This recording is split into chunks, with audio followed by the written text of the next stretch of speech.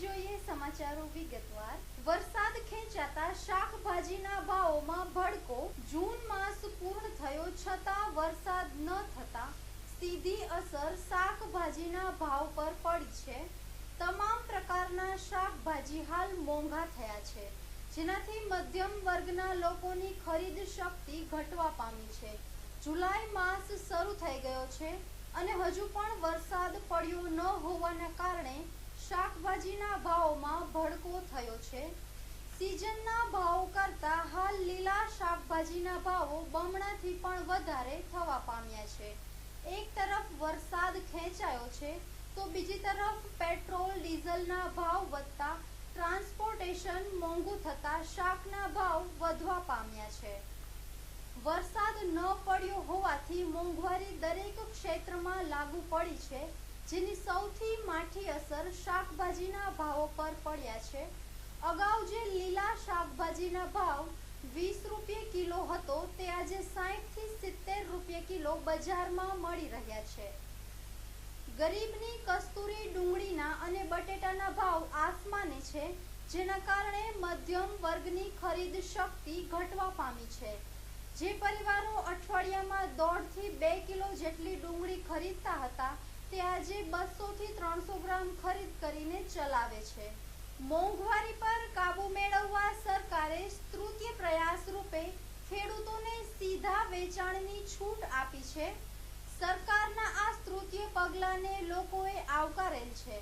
ખેડૂતો અગાઉ પહેલા માર્કેટિંગ યાર્ડમાં વેચાણ અર્થે લાવતા જે ઉત્પાદન જથ્થાબંધ વેપારીને વેચે, બાદમાં નાના વેપારીઓને જથ્થાબંધ વેપારી વેચાણ કરતા, જેથી ભાવમાં વચ્ચે દલાલી અને અહીં પહોંચાડવાનો ખર્ચ વધી જવા પામતો, જે તમામ ખર્ચ આખરે રિટેલમાં ખરીદનારી પ્રજા પર પડતો।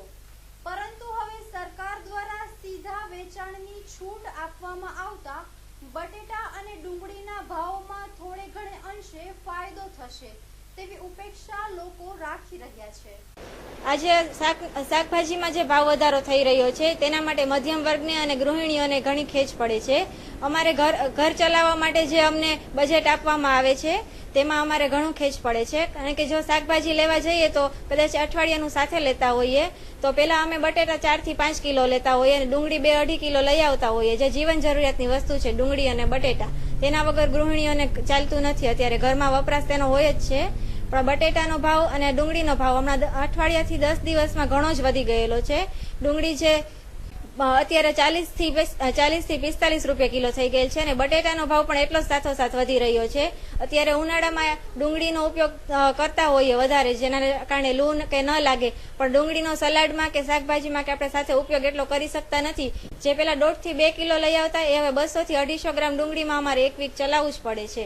ખેડૂતોને અત્યારે ડાયરેક્ટ આપવામાં આવે છે કે જે તેઓ સેલિંગ કરી શકે ડાયરેક્ટ, તો તે ઘણું સારું રહેશે। વચ્ચે જે દલાલોને આપવામાં આવે છે તેના કારણે ઘણો ભાવ વધારો થઈ રહ્યો છે। જો દલાલોને કાપી નાખવામાં આવે, જે મોટા માર્કેટોમાં આપીને પછી શાક સેલિંગ નીચેની માર્કેટમાં કરવામાં આવે છે, તે બધું કાપી અને જો ખેડૂતોને ડાયરેક્ટ સેલિંગ કરવામાં આપવામાં આવે તો ભાવમાં ઘણો ફેર પડે છે અને મધ્યમ વર્ગને પણ ઘણી રાહત થશે। અત્યારે હાલની પરિસ્થિતિ એવી છે કે બધી વસ્તુમાં મોંઘવારી થઈ ગઈ છે, કે જ્યાં ગરણીઓ બાઈઓ બહેનો જે આવતી હતી, જ્યાં કિલો 2-2 કિલો લેતા હતા, એ હવે 250 ગ્રામ માલ લે છે। ડુંગળીમાં બટેટામાં છે ને બધીમાં વસ્તુમાં ભાવ વધારો આવ્યો છે, એટલે એના હિસાબે છે ને ગ્રાહકીમાં અસર થાય છે ને ગ્રાહક ઓછા લે છે માલ, જ્યાં કિલો 2-2 કિલો લે ત્યાં ઓછું લે છે માલ। બધી વસ્તુ મોંઘી થઈ ગઈ છે ને પેટ્રોલ અને ડીઝલમાં ભાવ વધારો આવ્યું છે, એના હિસાબે માલમાં અસર પડે છે।